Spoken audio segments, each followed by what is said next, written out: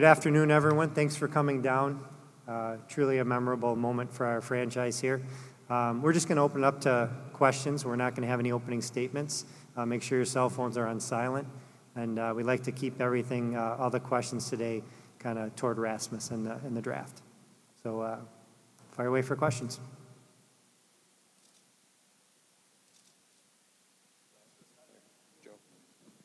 Use the microphone. Rasmus, how does this feel to finally be here in Buffalo and back in Buffalo and to be a part of the Sabres? Yeah, it's an amazing feeling. Just to actually put on this jersey with this logo on, it feels amazing. I've been waiting for this for so long, so yeah, like finally I'm here. Mike? Morning, Rasmus. We've talked a lot about hype and how you deal with hype. How much is Wednesday going to be a comfort zone for you? You're actually back on the ice playing hockey after a month of hype. Yeah, it's been a busy time. So yeah, like finally I get on the ice and start developing me and yeah, start to train with the Buffalo Sabres. It couldn't be better. John? Actually, Rasmus, John Worrell with the Associated Press. How much do you have to not worry, but now that you're here in Buffalo, the fact that you're on a team that has finished last 3 of the past 5 years, what pressure is there on you or how do you prevent yourself from worrying too much of putting too much pressure on your shoulders at 18 to be the so-called savior of the franchise? I don't actually think in that way. I'm just so motivated to win hockey games. So I'll bring everything I can to this team and yeah, try to win hockey games. That's what I think about. And John, what I would just say is it's a situation where I think it's positive for Rasmus to come in here. He doesn't need to be the savior. It's a situation where we're excited about our young players such as Jack, Sam, Rasmus Dahlin, and he can be part of this group and sort of grow together. So look, we certainly have to have better results on the ice, but I think in communicating and talking with our other players, they're certainly excited to bring Rasmus into our group here and just how they can grow together as a core. For Jason, just as a follow-up to that, as nice as this day is, as nice as this weekend has been, as many people that are here and buying into all this hype and good news for the Sabres, how far in the back of your mind or maybe in the front of your mind is the job that you still have to do to turn this franchise around beyond this hype and hoopla right now? Well, I think it's great where our sport has gotten to nowadays. The coverage that we get for drafts, a young player like Rasmus, you see highlights now of him in Sweden at age 16. And there is a huge buildup now to these things. And it seems now 5 or 10 years ago, there was 2 or 3 people who were analysts on the NHL draft.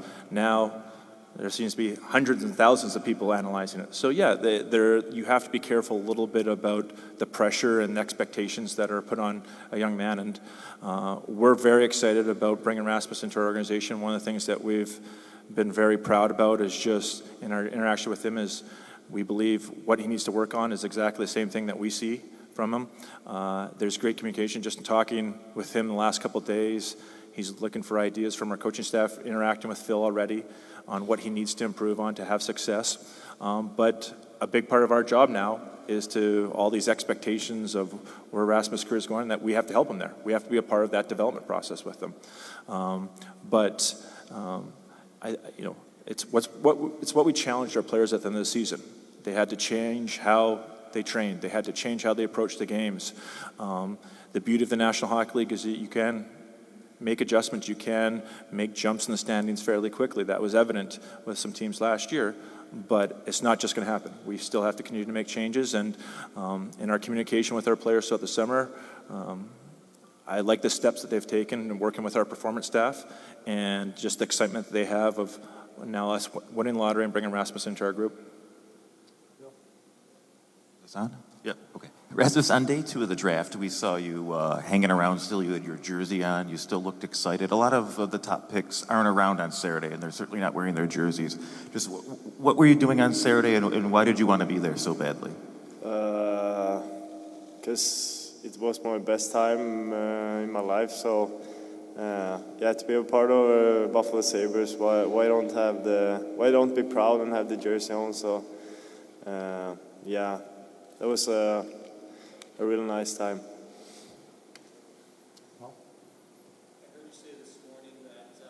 Your mom's going to be here living with you to start with for however long that might be.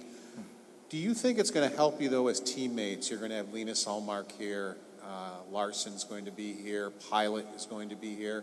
Do you think that'll help you maybe get used to being in the locker room and on the ice, having some fellow countrymen here, and you're looking forward to meeting those guys? Yeah, a little bit, but I have to start know all the guys in the locker room too. So of course I'm getting comfortable, but I need to speak some English too. Rasmus, you had to dance around questions, tying yourself to the Sabres for months, it seems like. Now that you're officially a Sabre, do you realize what this means to the community and how big this is? I know how big this is for me, so I'm just trying to take in how much this means for me, and I'm super excited and super proud. So I can't wait to get the season started. Rasmus, Phil wasn't a part of the Combine interview. Jason mentioned how Phil and you have started talking. What does it mean to have a Hall of Fame guy as your head coach, and what are just some of the early things you and Phil have talked about what you want to do here?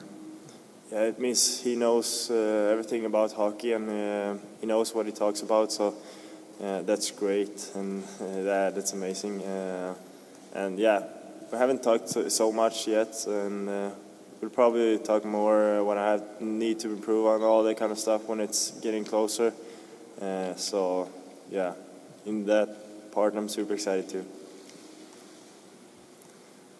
Next question. Mike, again. We know you've talked about Erik Karlsson as a guy you've looked up to. I mean, what kind of, tell me some other guys or teams you're looking forward to as this NHL thing starts. What arena or what city are you most looking forward to playing in? What other players are you looking forward to playing against? When you just think of the NHL, what stands out as the road starts here in the fall and into the winter? What places and teams you want to see? I've heard that Buffalo and Toronto Maple Leafs are having some hard games, so that would be fun. So I'm looking forward to that.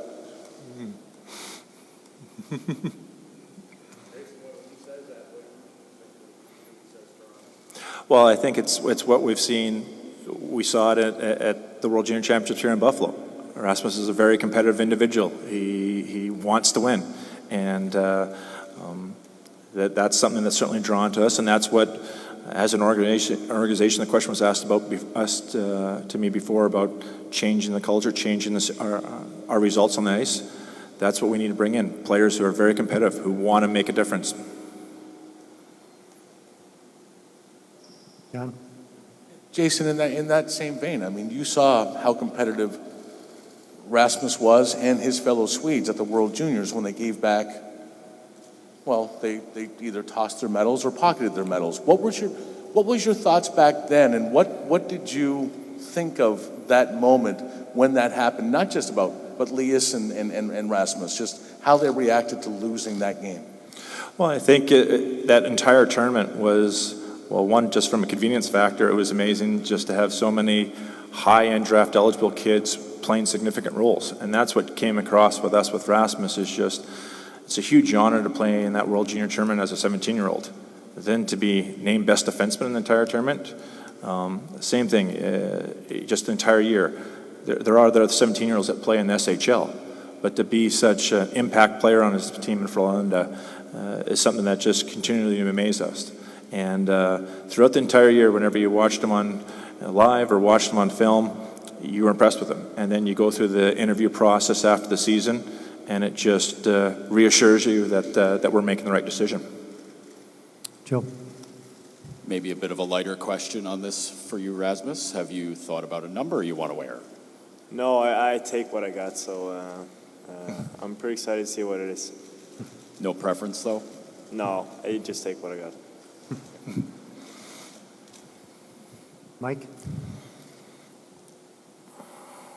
Rasmus, you played here in the World Juniors, but tell us about what it's going to take to adjust to North American ice as opposed to European ice. How much more difficult will that be, and how quick do you think you can make that quick jump?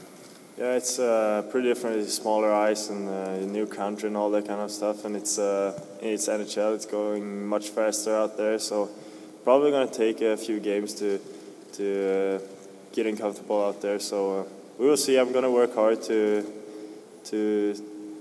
make that I can play my best hockey.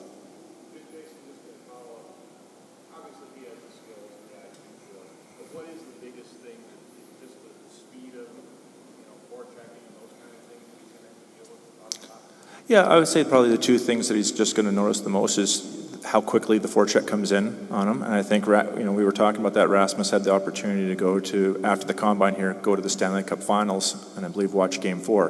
And that's what we talked about, just the speed of the forecheck and how quickly wingers get on defensemen. And then the second thing I think is just the strength in front of the net. As most 17, 18-year-old kids have to gain more strength, and it's just he'll have to work on body position in front of the net to win those puck battles. But that's why we're excited about this week, just to get him acclimated a little bit with people within our organization. Rasmus will come back in the fall, and I think between the rookie tournament and then we have 7 preseason games, we'll try to get him in quite a few of those games just to get him acclimated to the North American games to set him up for success at the start of the season. Matt? Rasmus, on another bit of a lighter note, a lot of fans want to get to know you. They want to know what makes you tick. What do you do for fun? What do you do when you're away from the rink? What do you like to eat? All those little things. What should people know about you? Actually, I'm pretty like a regular hockey guy, a pretty boring guy. I used to play some golf and hang out with friends, and I love to play hockey, and that's my 100% thing I usually do. So, like I said, I'm a pretty boring guy.